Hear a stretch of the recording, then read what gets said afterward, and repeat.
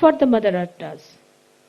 Sometimes her anger can be so great that pinpointedly she can destroy thousands and thousands of miles of earth, destroying many people who have been extremely irreligious and uncollected. In Sahaja Yoga also, those people who are uncollective try to be uncollective, are harmed by her, but in a very secretive way, which they must understand. Or we should say in a very subtle way. When Sahaja Yogis become uncollective, saying, this is my house, my home, this is my privacy, this is my wife, my child, my things, I cannot come to puja because I have got this problem, I cannot do this work for Sahaja Yoga because I have got that problem. When they become uncollective, then in a very subtle way, this Mother Earth, which is represented within us as the Kundalini, gets upset. And when she gets upset, she starts acting in a manner which can be very dangerous for people. Possessiveness is not the quality of Mother Earth. She doesn't possess anyone. For example, if you are an Indian, you can come to England. You can go anywhere. You can live anywhere. She doesn't possess anyone as such. We only, the human beings, have made this world into different countries, different places, all our own ideas of stupidity. There's only one world. There's only one world God has created. He has not created. It's rather awkward. All right, now better.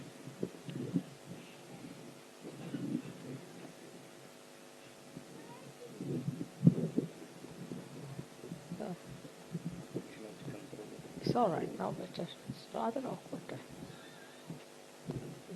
All right.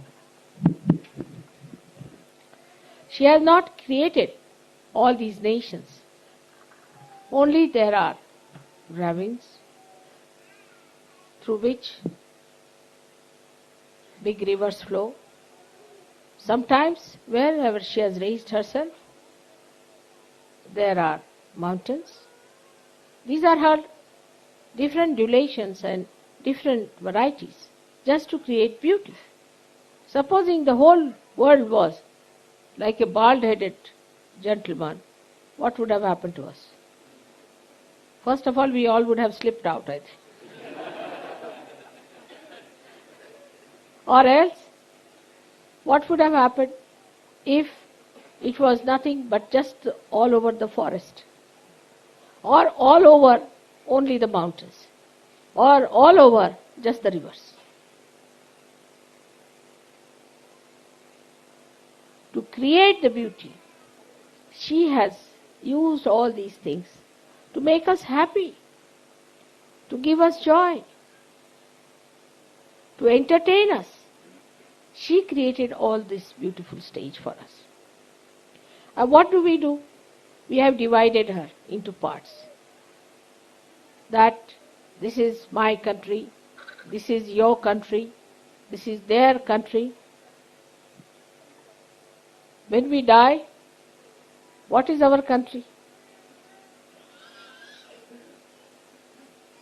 We are all dead bodies. Whether you are buried in a church or in the open, you are all in the Mother Earth.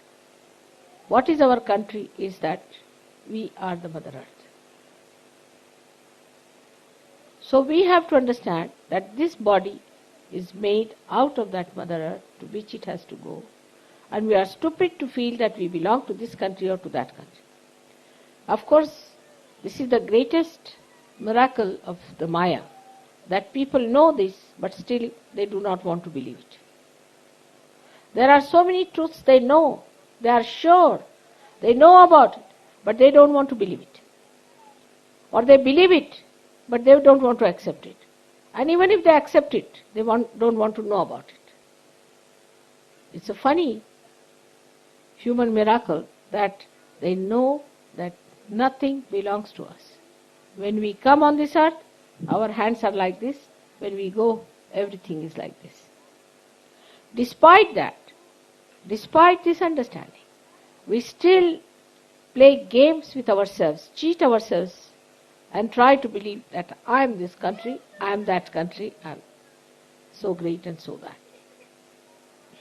But human beings were born in certain countries earlier than in other countries. That has definitely made difference to the tradition and understanding of life, that is human life. Earth remains the same, but this changes. The climate may be different.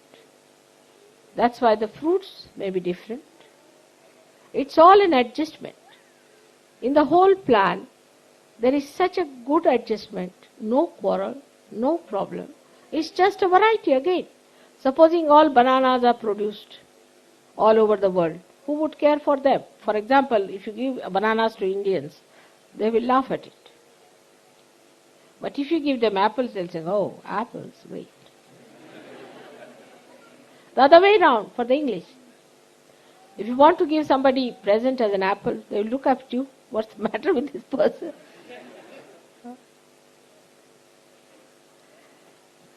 So this is again her own style of playing and giving you different type of climates, different type of produces, so that you enjoy different things. If there is no variety, then you won't be able to enjoy it.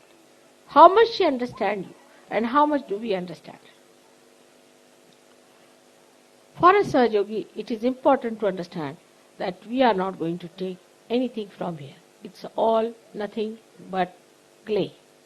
And clay is going to remain here and is going to vanish forever and ever. What are we going to carry with us? What are we going to have with us? All the time is our evolution, is now our spirit. So we are the spirit. We are neither this nor that nor that. What we are the spirit, and we are absolutely not anyway contaminated by anything that is called matter. So we should see to the essence of the Mother Earth, that the Mother Earth uses her matter to give joy to others. In the same way, if we use her to give joy to others, then you have followed her path.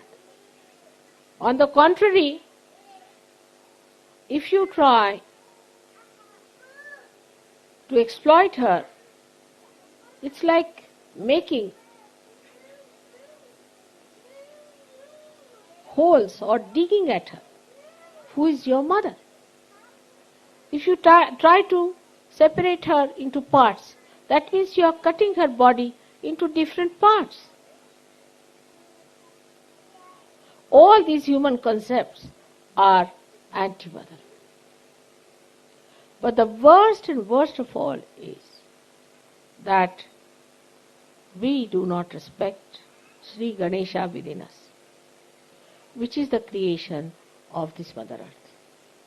Sri Ganesha, which is the innocence within us, we do not respect. We do not respect the innocence that has come to us. The way children are tortured and butchered and abused is amazing. How people are not afraid that one day a big volcano might break into a country like this where the children are treated like this. In that case, the Mother Earth will destroy all the human beings who are behaving like this, and she'll take all such sweet children into her lap and she'll reproduce them somewhere else. It is very important to understand that unless and until we respect Sri Ganesha within us, our innocence, our chastity, we cannot allow ourselves to call Sahaja Yogis. That is the first beginning, the first step towards our ascent. We cannot talk of anything else unless and until this foundation is laid in the Mother Earth. That is why today I have decided that we should have a Bhumi Pujan in England. I hope by this, innocence in this country will be respected,